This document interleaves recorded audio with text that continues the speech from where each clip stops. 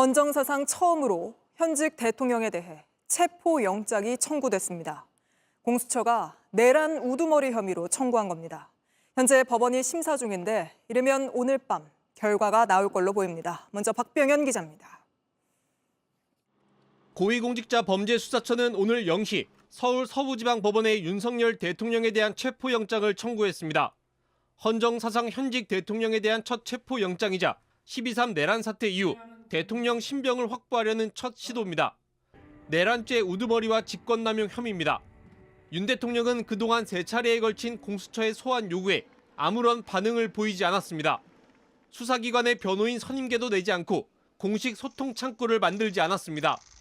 형사소송법상 피의자가 정당한 이유 없이 수사기관의 출석 요구에 응하지 않으면 법원에서 체포영장을 발부받을 수 있습니다. 검찰 특별수사본부가 윤 대통령의 지시사항을 자세히 발표한 것이 영장 발부에 영향을 줄 수 있습니다. 검찰은 지난 27일 김용현 전 장관을 재판에 넘기면서 윤 대통령이 총을 쏴서라도 문을 부수고 들어가 의원을 끌어내라 지시했다는 수사 결과를 발표했습니다. 법원은 이르면 오늘 밤 체포영장 발부 여부를 결정할 것으로 보이지만 영장에 포함된 내용이 많아 결정에 좀 더 시간이 걸릴 수 있습니다. 다만 체포영장이 발부된다 해도 공수처가 영장 집행을 언제 할지는 미지수입니다. 공수처 관계자는 지금 단계에서 집행에 대해 말하긴 어렵다고 말했습니다. JTBC 박병현입니다.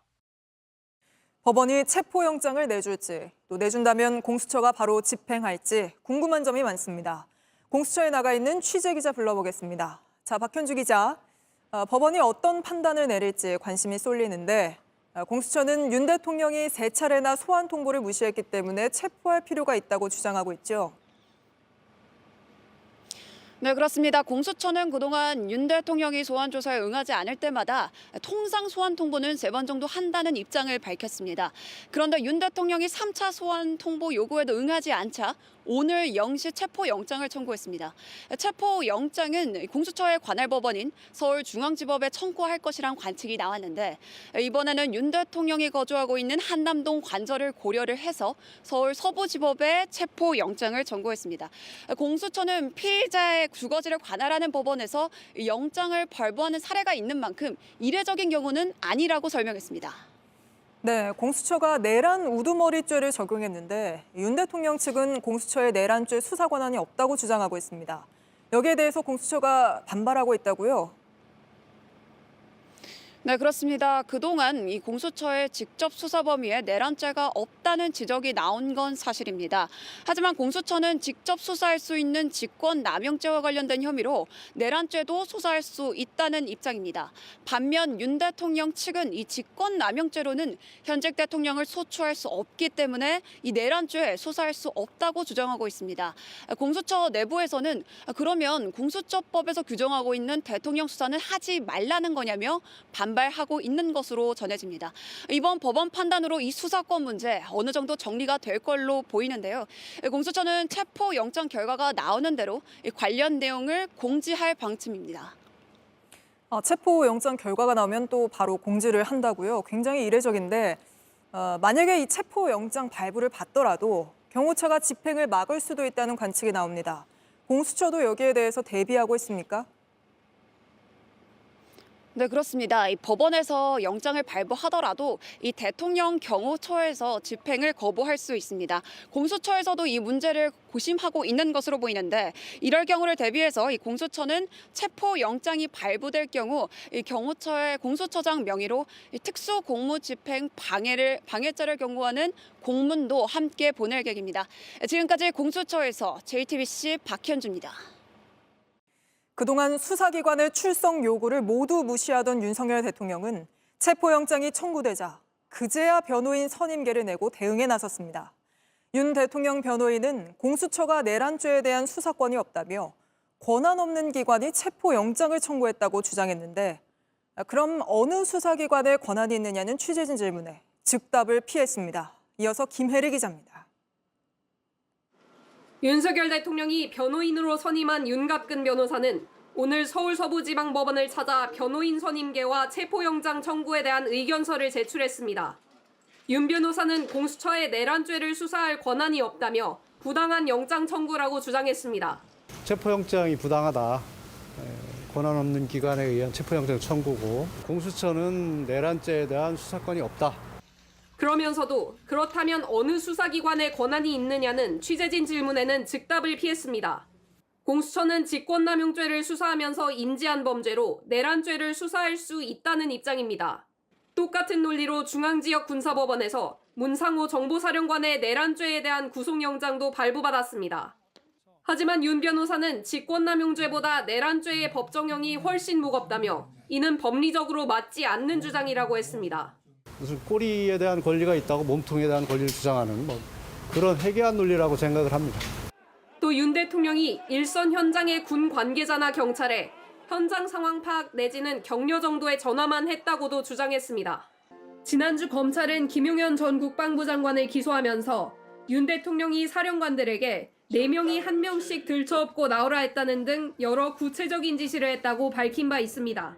윤 대통령이 국회를 봉쇄하고 비상계엄 해제 의결을 방해하라고 직접 지시했다는 검찰의 수사 결과를 완전히 부인한 겁니다. 윤 변호사는 국회를 통제하지 않았다는 입장이라며 법상 봉쇄냐 통제냐 여러 가지 해석이 가능하다며 법리 다툼에 나설 것을 예고했습니다. JTBC 김혜리입니다. 현직 대통령에 대한 최초의 체포영장 청구. 잠시 뒤면 그 결과가 나올 걸로 예상되는데 법원이 발부에 도장을 찍을지 그럼 공수처가 바로 체포하러 가는 건지 궁금한 점이 많습니다. 법조팀 연지환 기자에게 물어보겠습니다. 자, 연 기자. 공수처가 이 결과가 나오면 또 바로 알리겠다고 해서 굉장히 관심이 모아지고 있는데요. 법원에서도 고심을 굉장히 하고 있지 않겠습니까? 어떻게 결과가 예상됩니까? 네, 맞습니다. 12.3 내란 사태의 정점인 이 윤 대통령에 대한 공수처의 직접 수사가 시험대에 오르는 건데요. 윤 대통령의 내란죄 혐의를 놓고 법원에서 첫 판단을 하는 것이기도 해서 네. 이번이 중요한 분수령이 될 것으로 보입니다. 과거 전두환 씨가 군사 반란과 내란을 일으킨 뒤에 내란 수괴 혐의로 1995년에 구속영장이 집행됐을 땐 전직 대통령 신분이었는데요. 이번엔 현직 대통령이 대상자라서 이 영장을 두고도 공수처도 고민을 해왔던 것으로 네. 전해집니다. 헌정사상 최초잖아요. 맞습니다. 현직 대통령에 대한 이 체포영장이라는 것을 감안해서 공수처는 이렇게 3차례 소환을 통보하면서 사실상 명분을 쌓아왔습니다. 이렇게 화면을 보시면 3번 불렀는데 모두 불응을 했습니다. 이 불응한 것이 이번 체포영장 청구의 주된 이유입니다.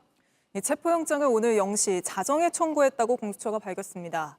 이렇게 자세히 언제 청구했는지까지 밝히는 거 굉장히 이례적인데 어쨌든 0시에 청구를 한 만큼 오늘 밤 안에는 법원에서 또 결과가 나오지 않을까 이런 예상도 나오는데요.